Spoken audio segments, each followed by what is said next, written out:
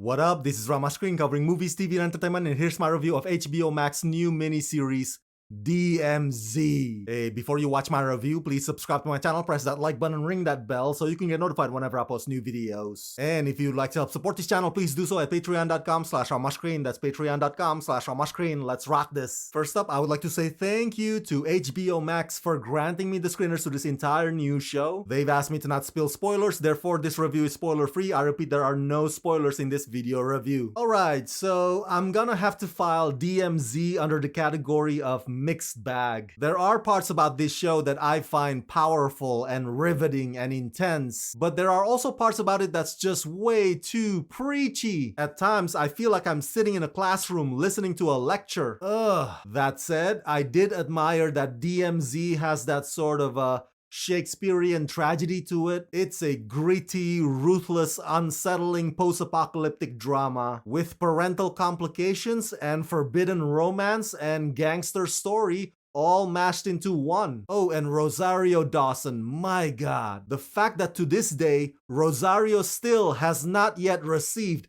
a major prestigious acting award is beyond me. And if she doesn't get Emmy nominated for DMZ, then it's their loss. Because here, Rosario definitely gives her best, most career-defining performance. Based on DC graphic novel of the same title, developed for TV, written and executive produced by Robert Patino and directed by Ave Duvernay, DMZ leaps off the pages of the DC acclaimed graphic novel in the visual landscape of a dangerous, dystopian, and distorted Manhattan as one woman navigates a demilitarized zone in a harrowing quest to find her long-lost son.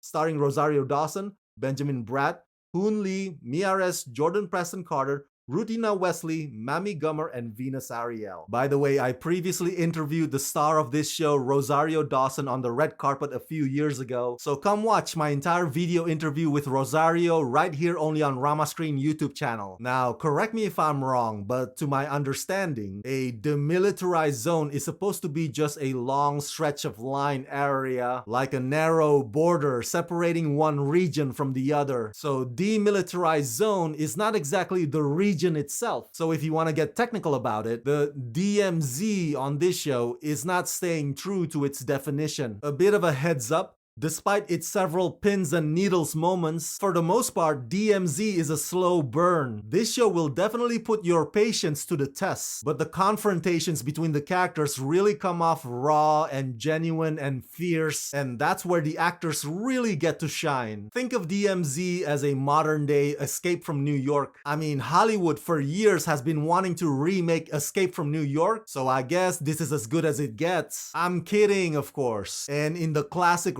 rivalry spirit of Montague versus Capulet, DMZ has the Hispanic faction and the Chinatown faction competing for power. Right smack in the middle of that commotion is Rosario Dawson's character Alma, aka Z, who only wants one thing and one thing only, which is for her long-lost, now grown-up son to come home with her. But the problem is her son has been molded by Alma's estranged ex, Parco, who rules his gang with an iron fist while simultaneously putting on a charming persona for the public. I sang praises for Rosario earlier, but let me now do the same for Benjamin Bratt, who plays Parco. All of a sudden, flashes of Ben's old film, Blood In, Blood Out, come rushing through my brain again. Ben is frighteningly committed in this role, like a guy whose bad side you do not want to get on. There's nothing too groundbreaking about the designs for this post-apocalyptic Manhattan. It looks more like a god-forsaken neighborhood block, but I love the distinctive colors it plays with, and that instead of going for messy, it goes for the simple yet striking aesthetics. From the graffitis to the hand tattoos to the lighting as well, that sets that suspenseful, anxious mood. Episodes 2 and 3 are when the warring factions escalate, but episode 4 is kinda shaky in its effort to bring the story to a conclusion. You see, DMZ has ambitious political themes that it wants to convey, which there's nothing wrong with that, but instead of sounding inspiring like initially intended, it comes off more like talking down to you or condescending. As I said earlier, very preachy, and it goes on longer than necessary, and so DMZ these idealistic aspirations become a case of a massive cringy overload. I'd still recommend DMZ, considering this is just a mini-series. It doesn't have follow-ups or continuous seasons. Despite its flaws, the performances and the family drama are solid and compelling. And keep your fingers crossed that this show will finally bring to Rosario Dawson the accolades she so richly deserves.